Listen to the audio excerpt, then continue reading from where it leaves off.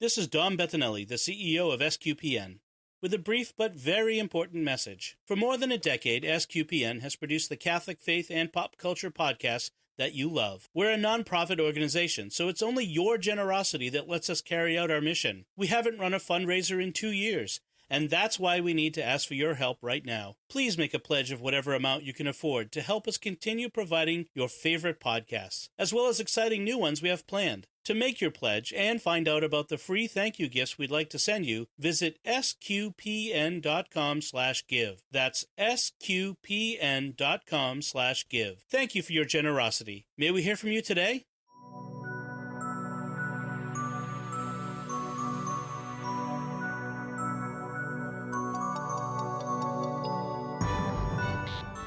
You're listening to episode 18 of Jimmy Akin's Mysterious World, where we look at mysteries both natural and supernatural from the twin perspectives of faith and reason. In this episode, we're talking about John F. Kennedy's secret Dr. Feelgood. I'm Dom Bettinelli, and joining me today is Jimmy Akin. Hi, Jimmy. Howdy, Dom. So, as we usually do, we want to remind you right up front to like Jimmy Akin's Mysterious World on Facebook. We have a Facebook page. To retweet the show on Facebook, retweet it on Twitter, share it on Facebook, leave us comments, subscribe if you don't yet subscribe to the podcast in iTunes, Google Play, Stitcher, TuneIn, your favorite podcast app, or on YouTube, where we post it as an audio-only video. And if you do subscribe on YouTube, make sure to hit the bell to get notifications when we post new episodes. And above all, share the podcast with your friends to help us grow the community of listeners. That's what we're here for, is to reach more people. Folks, as you've heard at the beginning of this podcast before, as we began, and as you've been hearing our message over the past few weeks, we're in the middle of closing in on the end of our giving campaign. SQPN, the Starquist Production Network, is the home of Jimmy Akin's Mysterious World, and it produces a number of different podcasts that explore the intersection of faith and pop culture and other interesting things like our Mysterious World.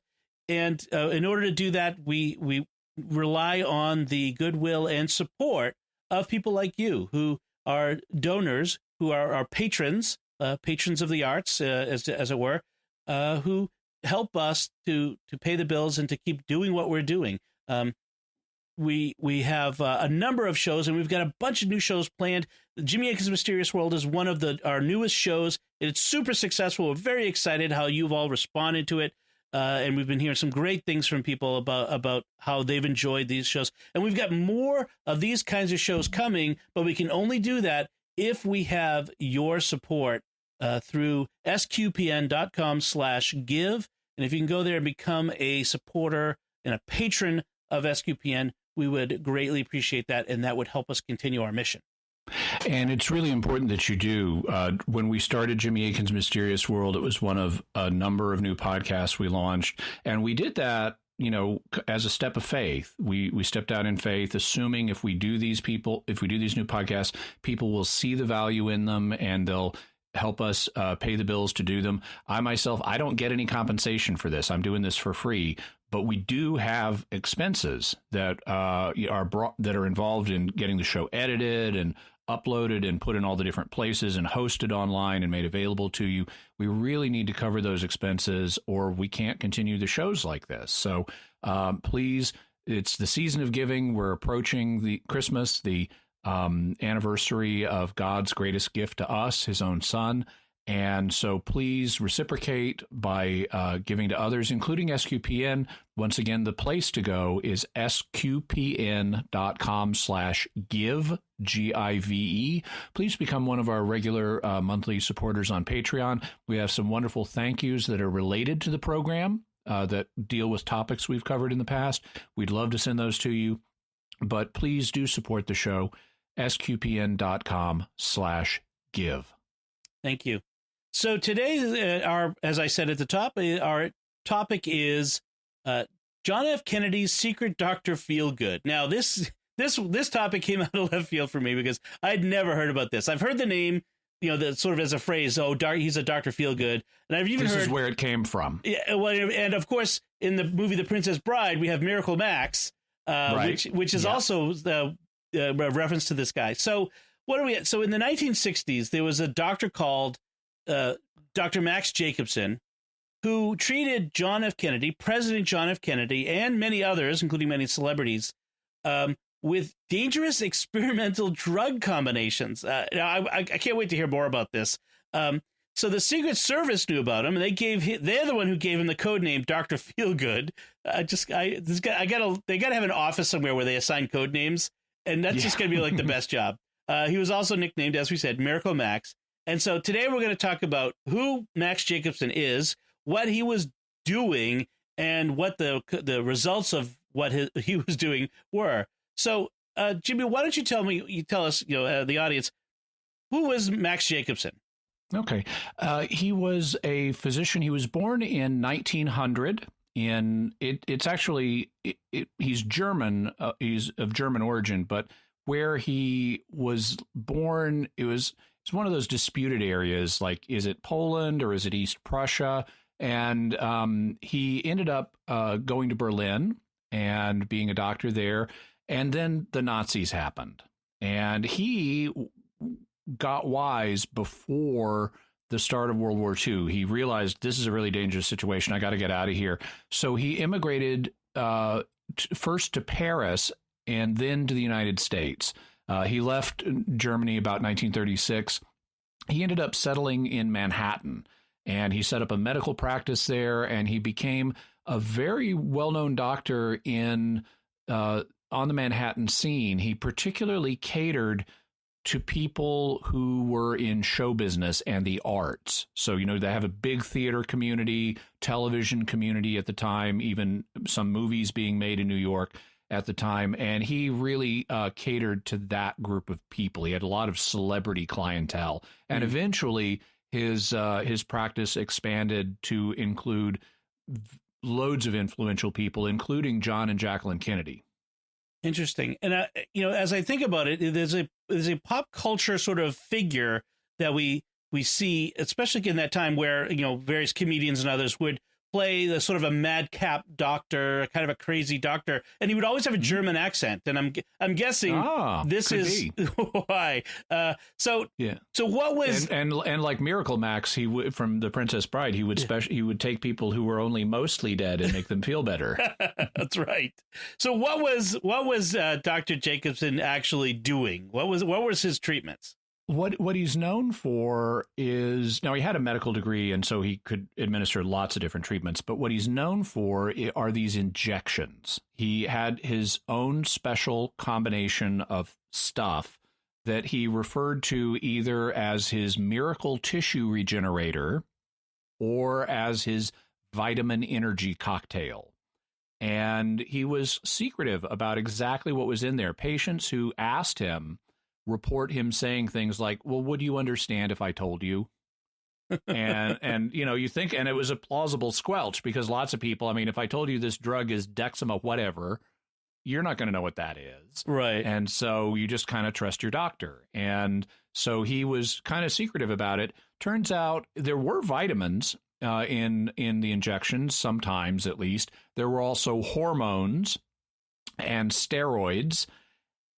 And then it's a mixture of these things. It's not just like, I'm going to give you a hormone injection now, and then I'm going to give you a steroid. These are mixed together with even weirder things, including animal cells. He would apparently take extracts from animal organs, including an electric eel, and like sheep and goat's blood, and mix that in to this as well. He would use cells taken from human placentas.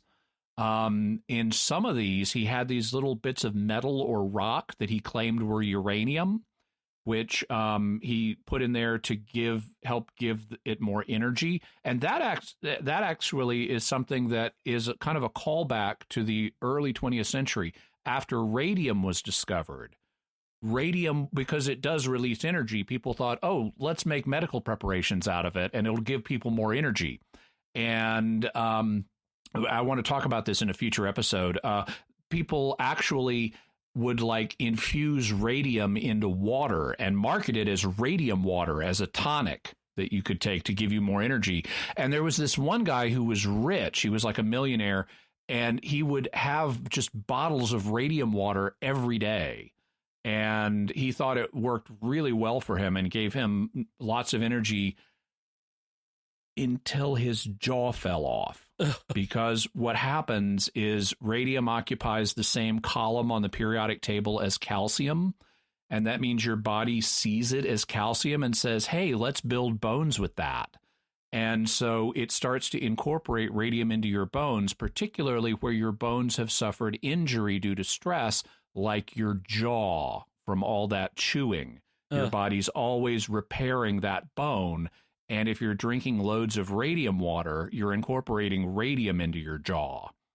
So, but apparently Miracle Max hadn't learned that lesson and claimed at least to be using uranium in his preparations. Some of them. And then he also was using amphetamines, lots and lots of amphetamines, and by some accounts, methamphetamines. And he was putting those in these injections as well. So when you're hopping people up on hormones, steroids, vitamins, and amphetamines, even if the pig and goat blood isn't, or the sheep and goat blood isn't doing much for you, the amphetamines might. So what do amphetamines do for people who might not know? Basically, they rev up your metabolism. They're also known as speed. Right. So, students in college sometimes use speed to take, to stay awake for tests.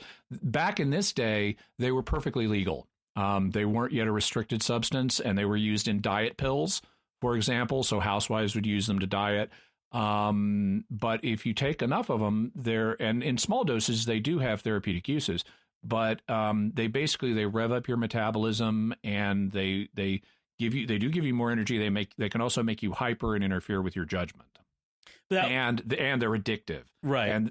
And Max Jacobson was one of a number of what became known as speed doctors that would provide speed for their patients, especially celebrity patients. That's probably where we're looking at the list of things where a lot of the feel good and energy boost was coming from, was just from amphetamines in the system. Yes. Okay. So there's the content of this miracle drug that he's giving people, but there was some controversy about how he managed his practice too, right? Yeah. So you can't just call up a medical supply house and order something with hormones, steroids, uranium, human placenta, and amphetamines. That doesn't come ready-made. So He was mixing the stuff himself. He ran his office like a chemist's lab. And so he was mixing, he'd order the raw supplies and then he'd mix it all together himself, apparently on the fly, changing the formulas, regularly. It wasn't always the same. He by his own profession was experimenting. He also ran his lab in what was not viewed as a good way. He didn't have good labeling and record keeping practices. That was one of the things that later cost him his license. It was also said by people who saw it to be very dirty and disorganized. And he himself had, even though he was apparently physically impressive during the early part of his career, he was supposed to be trim and handsome and very magnetic in his personality. He would wear like a dirty lab coat spattered with blood. And people would be put off by that when they met him. And then they would start feeling better after he gave them a meth injection. So they would keep coming back despite the way he presented himself as a doctor. He also was known for treating people without doing proper diagnostics on them. He would not take people's pulses. He would not take their blood pressure. And those are important things if you're about to give someone amphetamines, to know what their heart is and blood pressure are doing before you ramp up their metabolism dramatically. He wouldn't do that. He instead would just look at people and diagnose them just from looking at them. And then he, for 90% of his patients, he would let them self-inject amphetamines. He would give them packages of, they had like a grapefruit, and his nurses would teach the patients how to give an injection using the grapefruit. And then they'd send them off with doses of Max's miracle tissue regenerator so that they could inject themselves at home and wouldn't always have to be coming back to the office. Now, I should note, self-injection can sound scary for people who don't have to do it, but it's a perfectly respectable practice and is even necessary. I mean, you think of people who are insulin-dependent diabetics. They need to self-inject. You know, they need the insulin to help them process food, and they need food to live. So they need to be able to self-inject at home. They can't run to the doctor's office every time they need an insulin shot. Similarly, people who are allergic to bee stings, let's say, they may need an EpiPen that they can keep on their person, or at least close by, so that if they get stung by a bee, they can give themselves an adrenaline injection. But those are controlled things. Letting somebody self-administer amphetamines whenever you need a little pick-me-up is something entirely different, right, and is going to feed addiction. Right. Interesting. And so, you know, we mentioned that JFK was probably his most well-known, you know, the president of the United States, most well-known of his patients, shall we say. But his list of people that he treated reads like it's like a who's who of Hollywood and New York from the 50s and 60s.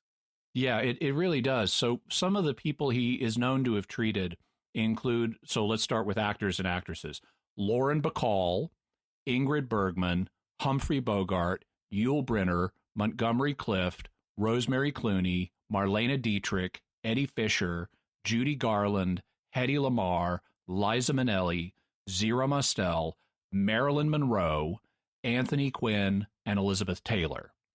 He also treated the music conductor Leonard Bernstein, the true crime author Truman Capote, film producers Cecil B. DeMille and David O. Selznick, sports icon Mickey Mantle, musicians Thelonious Monk and Elvis Presley, politician Nelson Rockefeller, and playwright Tennessee Williams.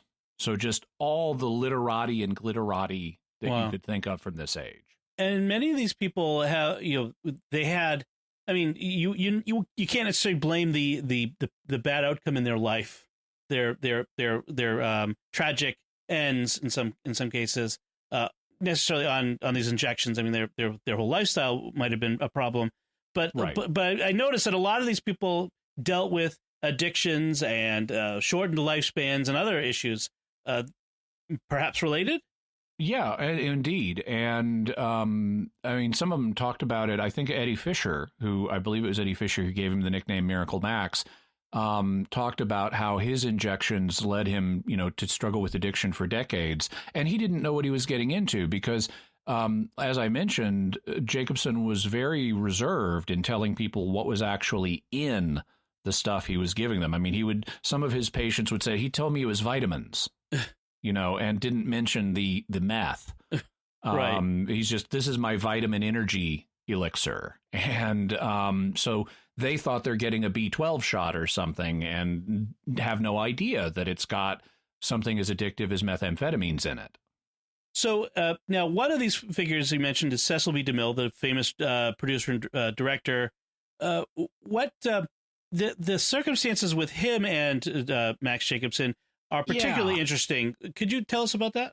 Yeah, so one of the things that happened as a result of his famous clientele who could afford, they were rich, so they could afford to bring Max to them from great distances. And so when Cecil B. DeMille was filming the 10 Commandments in Egypt, he was having severe energy problems. The film was in a mess because of that. And so he flew Max over to Egypt to give him injections. So he gets over to Egypt. He does that. They complete the picture. Later, he's got a publicity tour he's got to do for the 10 Commandments. And so he brings Max with him to Europe for the publicity tour.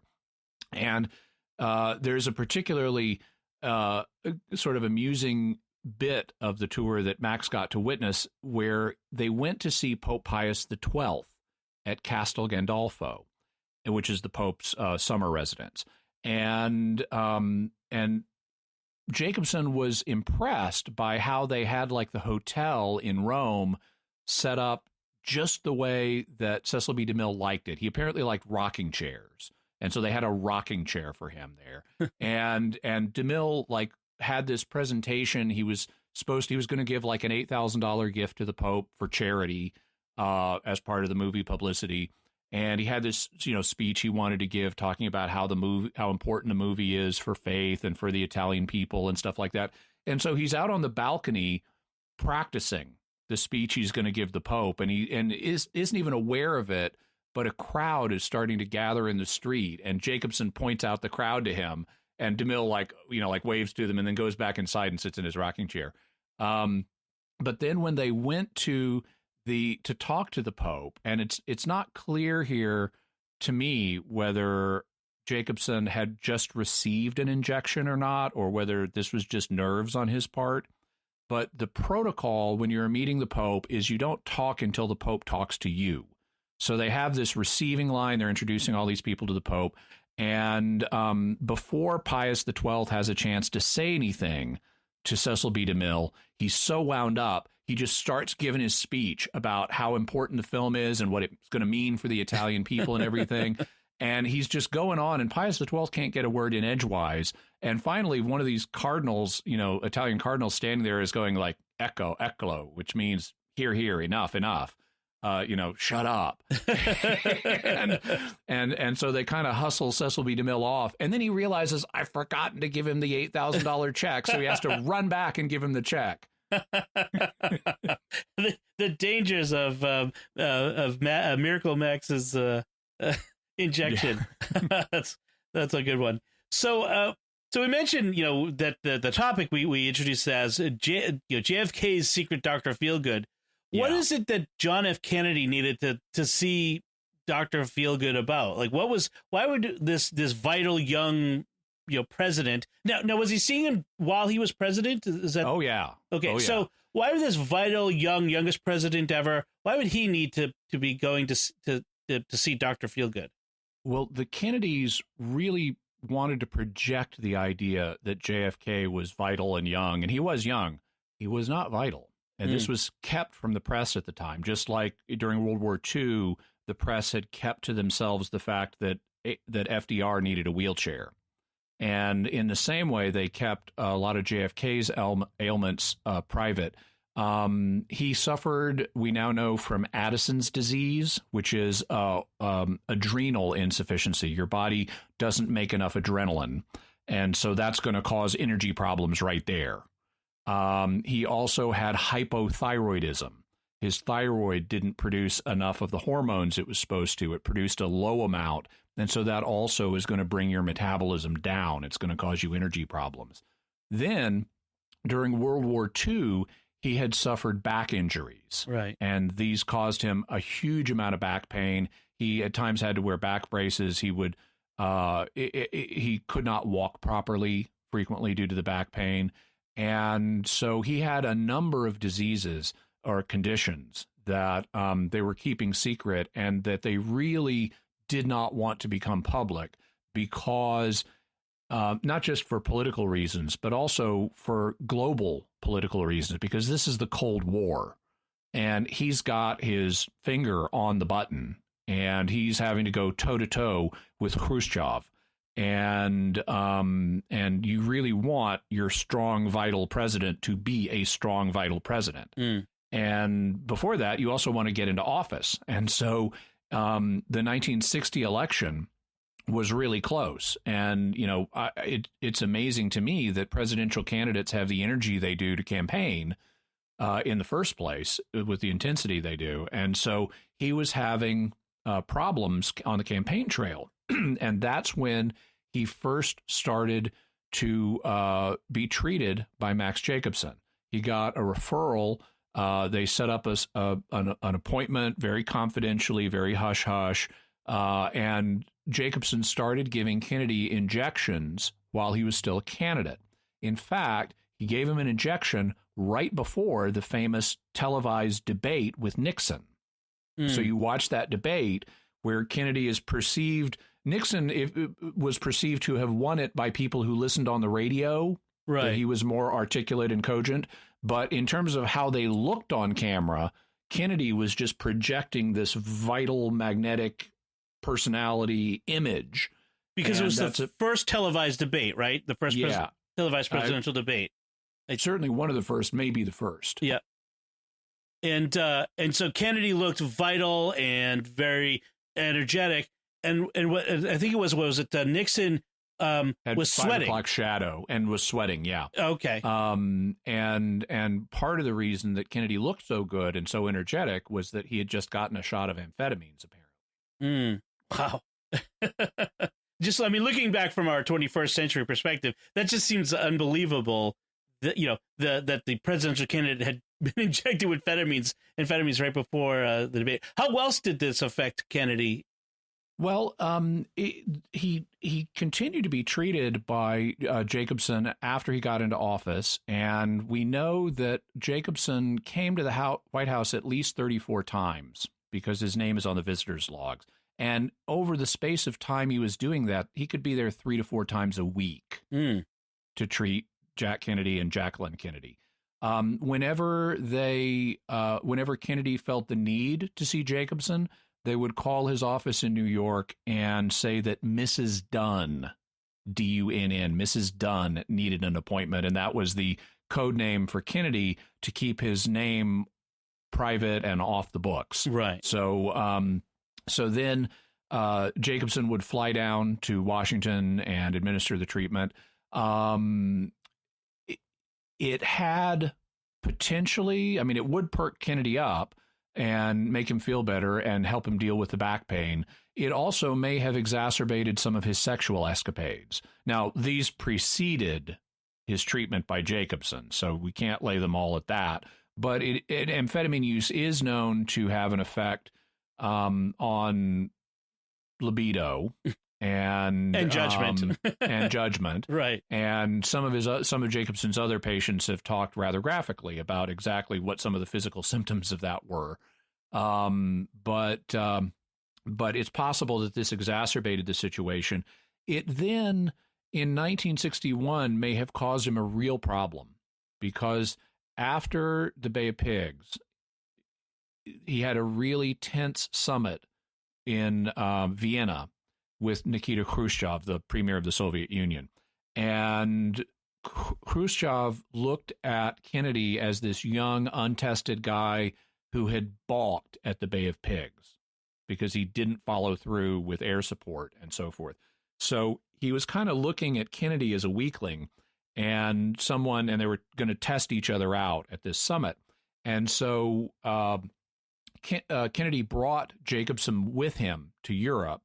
And when they're getting ready for the first meeting with Khrushchev, Kennedy comes to Jacobson and says, I've been told he's about to show up. This is going to be a long meeting. I really need a shot so that I can get through this meeting and won't look weird if I have to get up and move around out of my chair from the back pain and stuff. So to get him through this long meeting, Jacobson apparently gave him a big dose. Well, then Khrushchev doesn't show up for a long time, and the dose is starting to wear off. And so when Khrushchev finally does show up, Kennedy asks for another injection and gets it. And then in the middle of the long meeting, Kennedy comes out to use the bathroom, and Jacobson is sitting there, to monitor the situation. And Kennedy says, and his speech is slurred at this point. He says, I need another one. And Jacobson is like, I've already given you 2. This is dangerous. I can't do this. But Kennedy insisted. And so Jacobson gave him a 3rd shot, and he went back into the meeting. And apparently, according to Kennedy, the meeting was just a disaster. He gave an interview, I think it was to the New York Times afterwards, where he talked about how Khrushchev just laid into him. And it was the worst day of his life, and it was just an incredibly bad meeting. And that may have been because he was out of his mind, and partly because he was out of his mind on drugs. Also, now Jacobson's office had been mysteriously burgled previous to this, and there are conflicting accounts about, was it the FBI? It looks like at least in one case it may have been the FBI, but also the KGB. And according to some accounts, Khrushchev knew about Jacobson because they'd raided his office and they knew the kind of things he was injecting people with. And he may have deliberately maneuvered Kennedy into this position, such as by showing up really late so that whatever he had taken would start to wear off. And so Jacobson's ministrations may have played a role in the 1961 Vienna summit event that did not go well. Interesting. And may have emboldened Khrushchev then to put missiles in Cuba, leading to the Cuban Missile Crisis.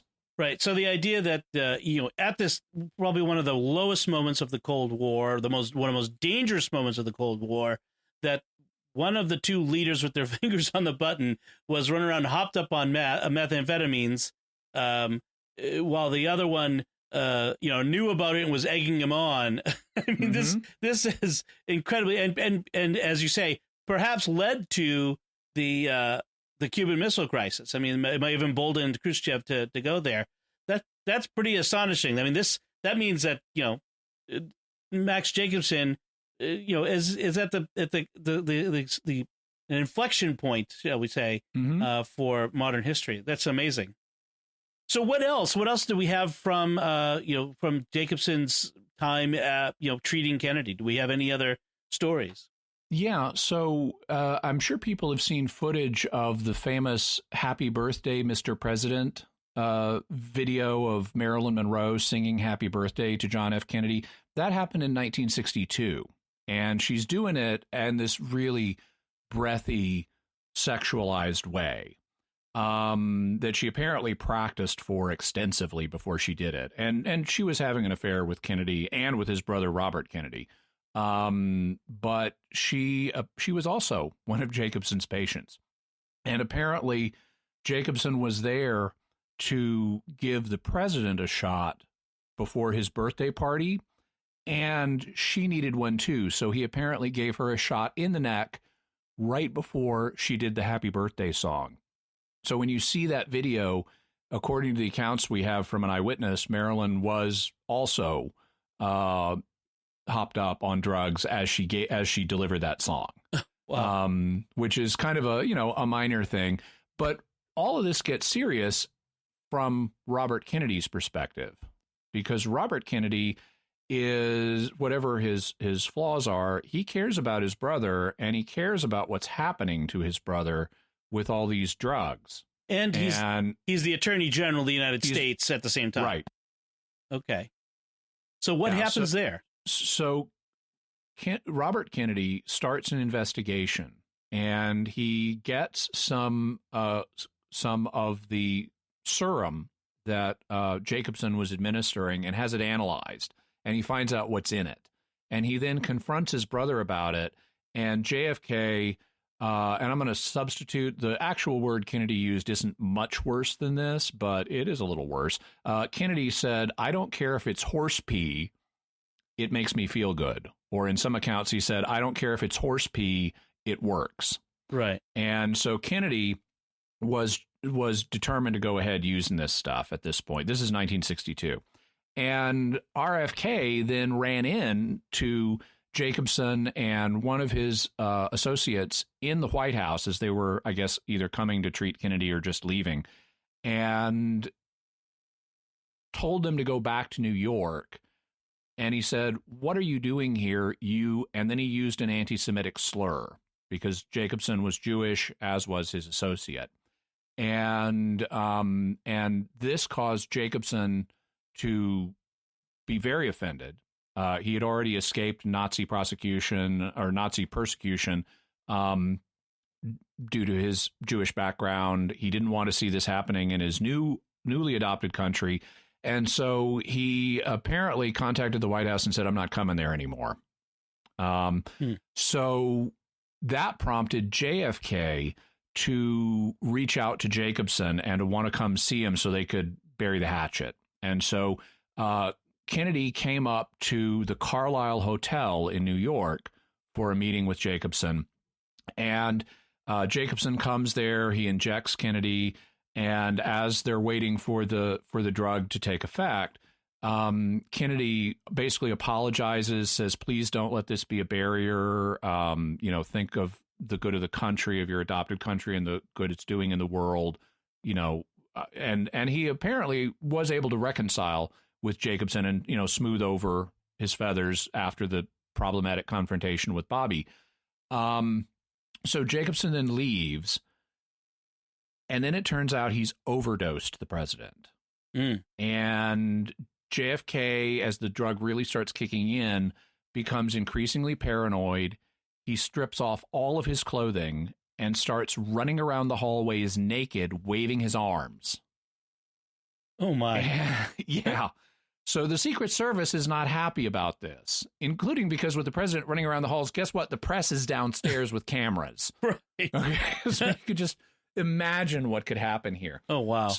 So they called a prominent New York psychiatrist named Lawrence Hatterer and brought him in, and they forcibly restrained the president while Hatterer injected him with some stuff to calm him down, and like a sedative and an antipsychotic or something like that, and waited for the effect of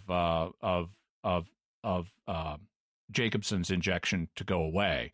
And so they were able to deal with the situation, but you can just imagine what that would have been like, having the president of the United States paranoid and naked running around waving his arms in hotel hallways. It's funny, but it's tragic and scary at the same time. Yes. And so needless to say, after this kind of event, Kennedy's other doctors at the White House kind of put their foot down and fired Jacobson and said, we can't treat the president anymore. It's unclear it's unclear whether that actually stopped, though. It seems that if he did continue to treat him, it was not as much. One of the things that's been noted is that after Jacobson was fired in 1962, Kennedy's leadership actually improved, that he became a steadier, more even-handed and dependable leader compared to what he was previously.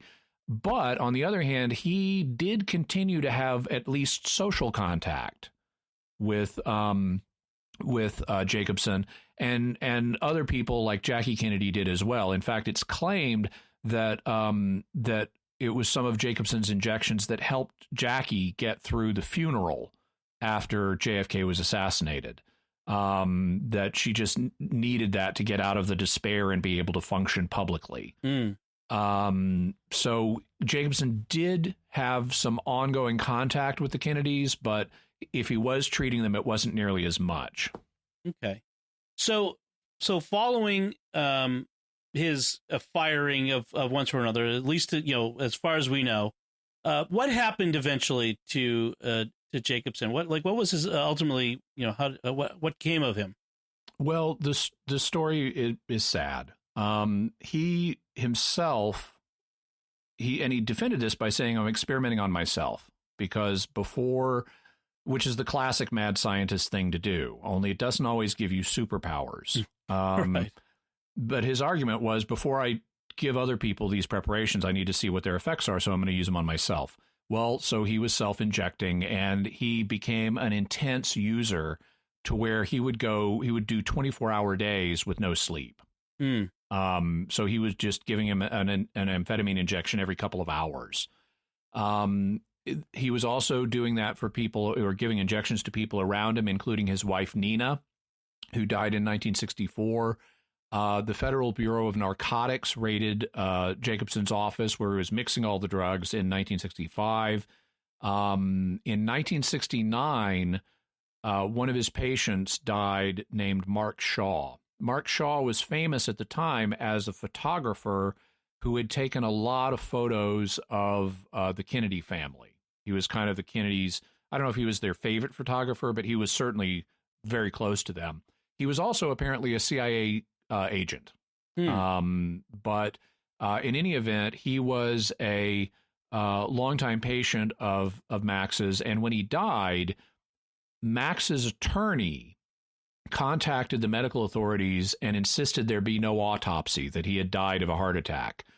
Well, the coroner did an autopsy anyway, found no evidence of heart disease, but did find evidence of long-term amphetamine poisoning. Wow. And so that's apparently what killed Mark Shaw. In the next year, 1970, President Nixon Congress passed and President Nixon signed the Controlled Substances Act that began to regulate a lot of these things more closely as part of Nixon's newly launched war on drugs. And so Jacobson and his shenanigans are not all, but part of the reason that we now have, or came to have, the war on drugs. In 1972, the New York Times did an expose on Jacobson, and it's really weird. But at the time, and so remember, this is in the phase where Jacobson is intensely using amphetamine, so he's got these delusions of grandeur kind of thing that tweakers can have. Right. And so when the New York Times is interviewing him, he thinks this is finally going to bring him the recognition that he deserves, that he's going to be portrayed as this great humanitarian that's a benefactor of mankind with his daring treatments that have brought so much good to so many people, when in fact they're writing an expose on him. And so he was very unhappy with the results.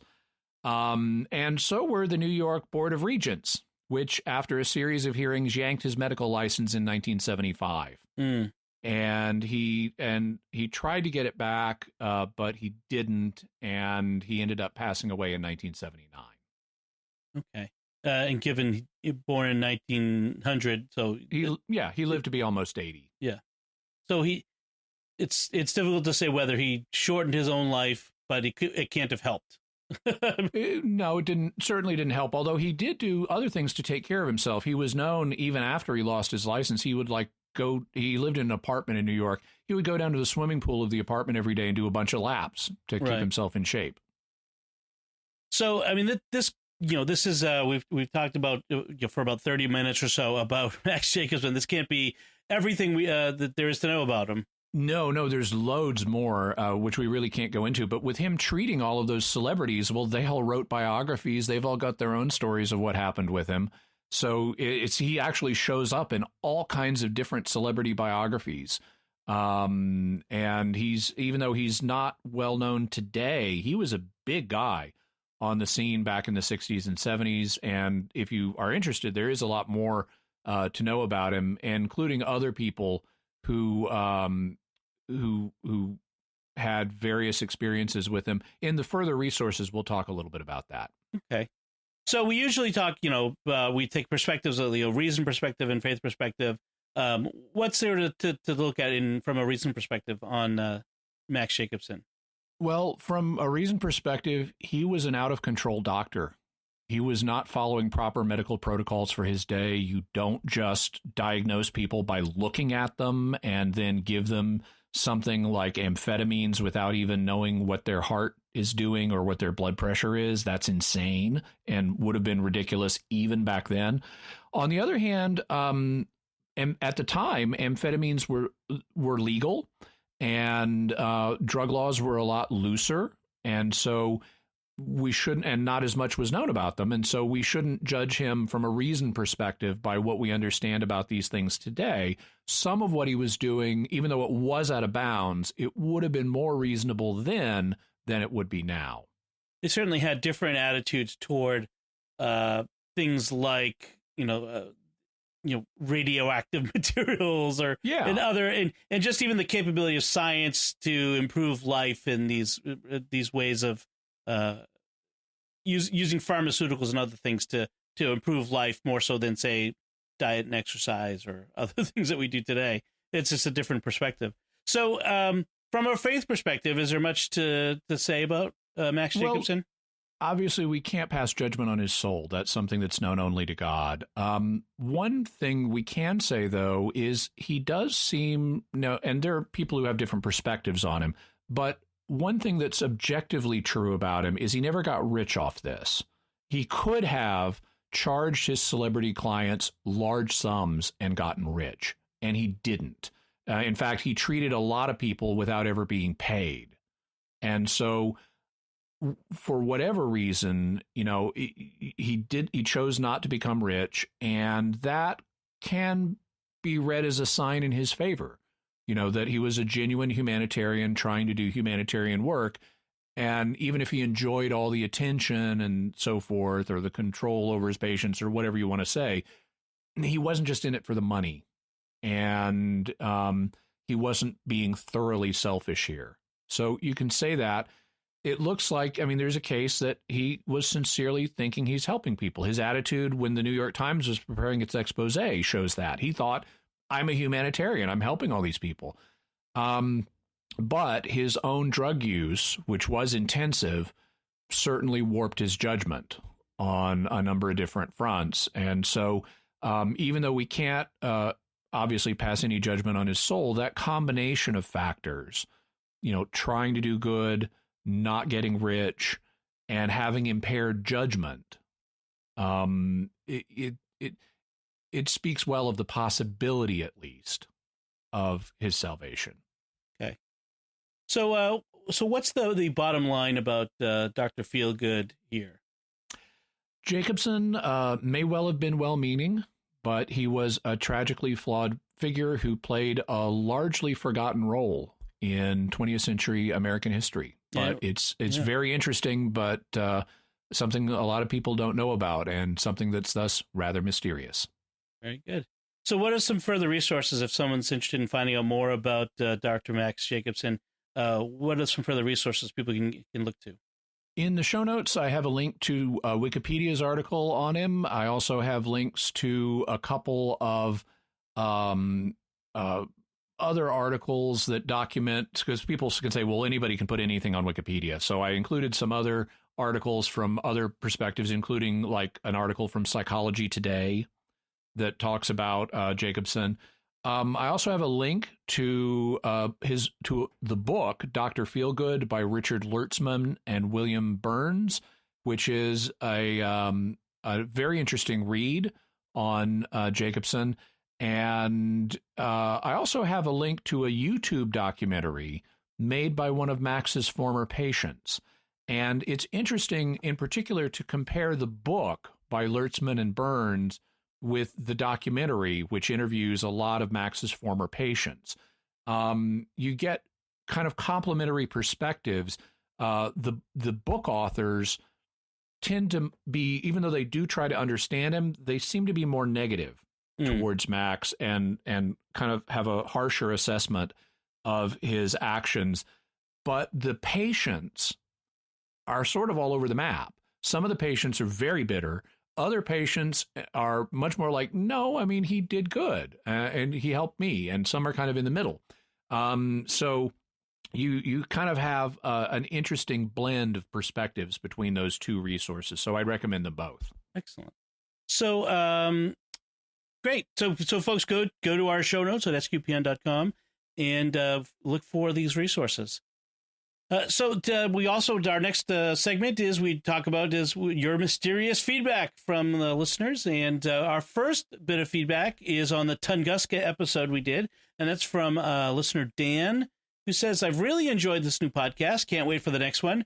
When I saw that the latest podcast was about the Tunguska event, I couldn't wait to see what you guys had to say. I was a bit surprised they didn't mention my favorite theory about what caused the event, Tesla, by which it means Nikola Tesla, I think. Not the modern motor car company. Exactly. I've included an article about Tesla, which has a lot of good information about his experiment and a good explanation of how he may have caused the Tunguska event with an energy weapon he was developing. Yeah, so Nikola Tesla is a fascinating character from the early 20th century, and we'll definitely be talking about him in a future episode or more. He's a really interesting guy, and we will be getting to Nikola Tesla. Excellent. So our next feedback is from Carolyn Lally on YouTube on our the Soviet Doomsday System episode. She says, I recall seeing a U.S. Air Force documentary in Catholic elementary school on the Distant Early Warning Line. It was built during the Cold War to give early warning of Soviet attack.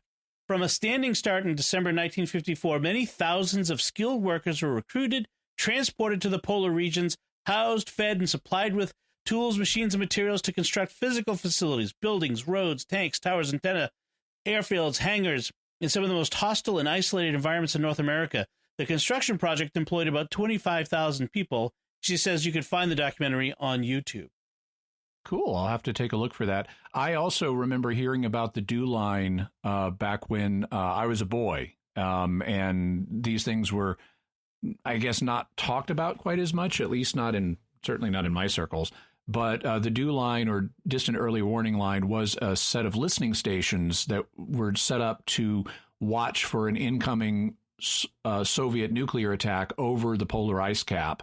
And that could then hopefully give us an early enough alert to do something about it. Interesting. And yes, actually, here in Massachusetts on Cape Cod, there is a later version of that, which looks out over the Atlantic Ocean. It's a giant over the horizon radar. Yeah, it's a huge trapezoidal building that it's really science fiction-y.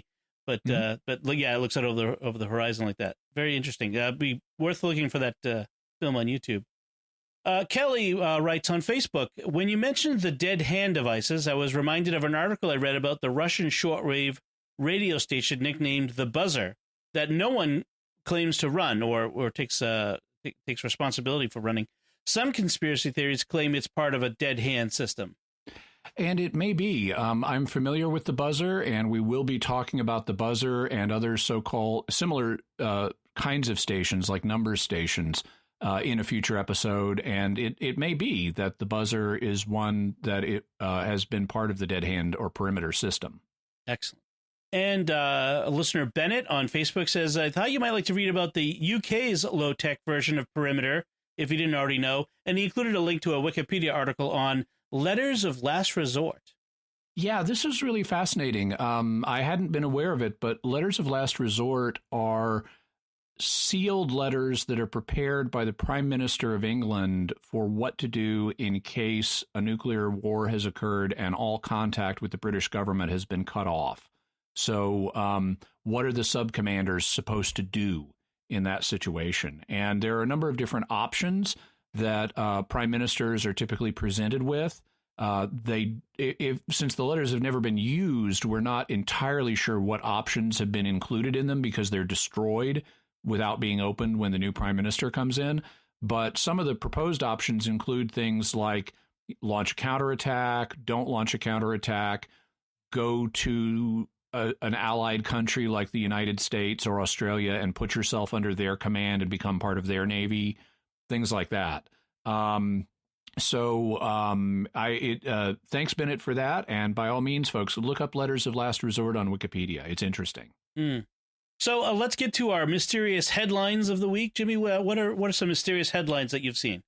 So the Daily Star has an article about a Dutch businessman who has built a life-size reconstruction of Noah's Ark. It's built out of wood to the specifications found in Genesis. He did it in part to show that it would have been possible for Noah and his family to build such a vessel. He did it in a small space of time, just a few years, with a small number of people. And now he's got it set to sail, and he hopes to sail it to where else? Israel. Of course. So if you want to check that out, we've got a link there to the article on the Daily Star about the new life-size reconstruction of Noah's Ark. Excellent. And another headline? Gizmodo is reporting about the ISS robot Simon, which is it's shaped like a basketball. It's about the size of a basketball. It has a screen on it that can do different things like display a kind of cartoon face. And it's basically an Alexa.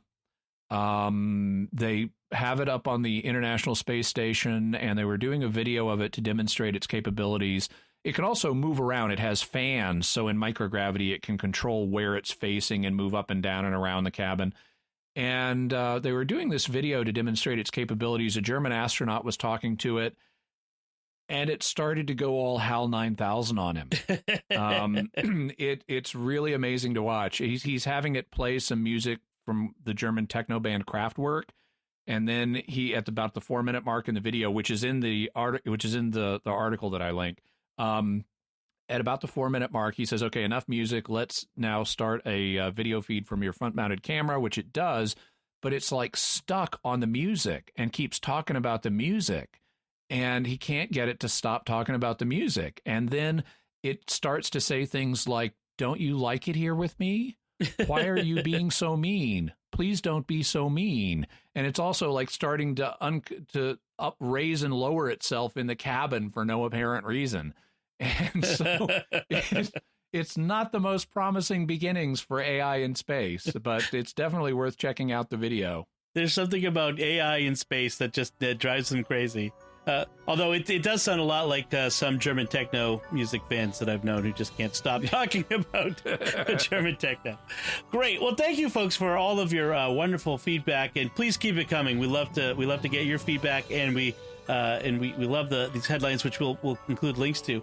So that's it from us on Dr. Feelgood, JFK's Secret Dr. Feelgood. So what do you think of what we talked about? Did you know about him? Do you have any other information about him? Let us know by going to sqpn.com/mysterious or to the Jimmy Akin's Mysterious World Facebook page. Find the link to this episode and leave some feedback there. Or you can send us an email to mysterious@sqpn.com. You can find relevant links from our discussion, like the further resources that Jimmy mentioned, or to the mysterious headlines on our show notes on sqpn.com. Until next time, Jimmy Akin, thank you for exploring with us our mysterious world. Thanks, Tom. And once again, I'm Dom Bettinelli.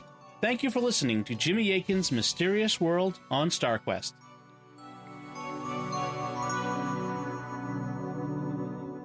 This is Dom Bettinelli again. We hope you've enjoyed this podcast and that you'll help us keep producing the podcast you love. Thank you for your generosity. To make your pledge and find out about the free thank you gifts we'd like to send you, visit sqpn.com/give. That's sqpn.com/give.